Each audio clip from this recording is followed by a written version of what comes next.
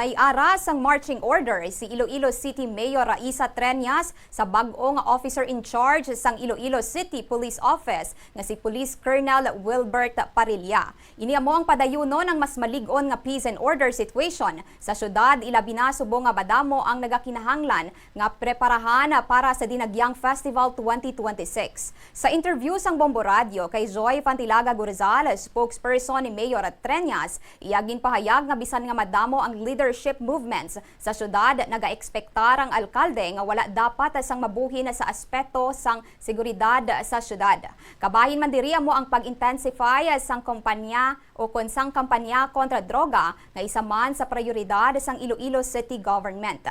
Pahayag pa ni Fantilaga Gurizal nga padayunon ang padayon nga nagapati ang opisina sang alkalde sa maayo nga koordinasyon sang ICPO sa local government.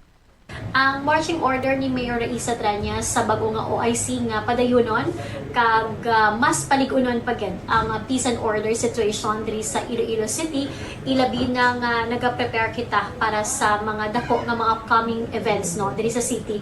Lapkip na diri ang Dinagyang Festival kag ang iban pagid nga mga public gatherings.